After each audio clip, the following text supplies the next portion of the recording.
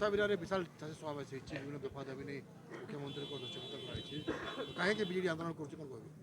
ଦେଖନ୍ତୁ ବର୍ତ୍ତମାନ ଅତାବିରା ନିର୍ବାଚନ ମଣ୍ଡଳୀ ତଥା ବରଗଡ଼ ଜିଲ୍ଲାର ଚାଷୀ କୂଳ ଆଜି ହାହାକାର ପରିସ୍ଥିତି ତାଙ୍କ ପାଇଁ ସୃଷ୍ଟି ହେଇଛି। ଆଜି ଚାଷୀମାନଙ୍କର ଜୀବନ ଜୀବିକା ବିପନ୍ନ ହେଲାଣି। ଆଜି ତାଙ୍କର ଧାନ ବିକ୍ରି ହେଇପାରୁନି, ଟୋକନ୍ ଆସିପାରୁନାହିଁ ଏବଂ ଯେଉଁ ଧାନ ବିକ୍ରି ହେଉଛି ମାସ ମାସ ପର୍ଯ୍ୟନ୍ତ ତାଙ୍କର ଟଙ୍କା ଜମା ହେଉନାହିଁ। ତା ସହିତ ଯେତେ ଧାନ ପଞ୍ଜୀକୃତ ହେଇଛି ଯେତେ ଟୋକନ୍ ଆସିବା କଥା ସେତିକି ଟୋକନ୍ ମଧ୍ୟ ଆସିପାରୁନାହିଁ, ଯାହାକି ଚାଷୀ କୂଳକୁ ଆଜି ଦୁଶ୍ଚିନ୍ତା ଏବଂ ତାଙ୍କର ବିଭିନ୍ନ ପ୍ରକାର ସମସ୍ୟା ସୃଷ୍ଟି ହେଇଛି।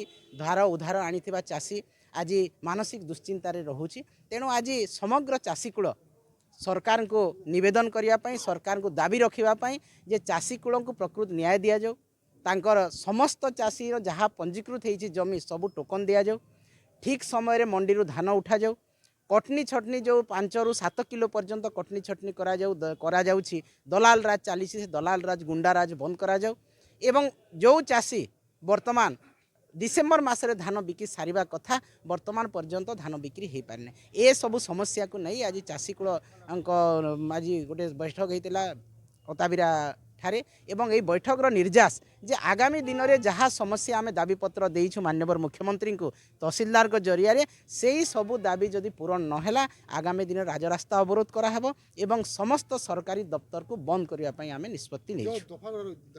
देखो प्रथम कथा है पंजीकरण विलंब है एवं अनेक चाषी पंजीकरण करना एवं अनेक चाषी वर्तमान तांकर जहाँ पंजीकरण कर टोकन मध्य आसी ना। तेणु समस्त चाषी जहाँ जमी पंजीकृत कर समस्त टोकन दि जाऊ, दलाल मुक्त करा जाऊ, कटनी छटनी बंद करा जाऊ, अभावी बिक्री चाषी जो कर बंद करा जाऊ एवं जो चाषी माने धान बिक्री किसी चाषी कर पैसा तांको अकाउंट रे पड़ू ना, खूब शीघ्र टंका मध्य तांको अकाउंट रे पड़ू। एवं सबुठु दुखर कथा है जो वर्तमान सरकार निष्पत्ति नहीं जे मार्च मास सुधा धान बिकिबे, गोटे गोटे दुई दुईटा टोकन आसी मार्च मास पर्यंत किपरि भाबरे चाषी करिवे, जेहेतु रबी चाष करने केनाल रे पानी आसी सारानी। डिसेम्बर मास शेष सुधा चाष होगा कथा, खरीफ चाष बिक्री होगा कथा एवं जनवरी मासरू रबी चाष से करेंगे। तो यही सबू मंडी रे अव्यवस्था सरकार का उदासीनता एवं भूल निष्पत्ति जो आज चाषी कूल हंतसंत राजरास्ता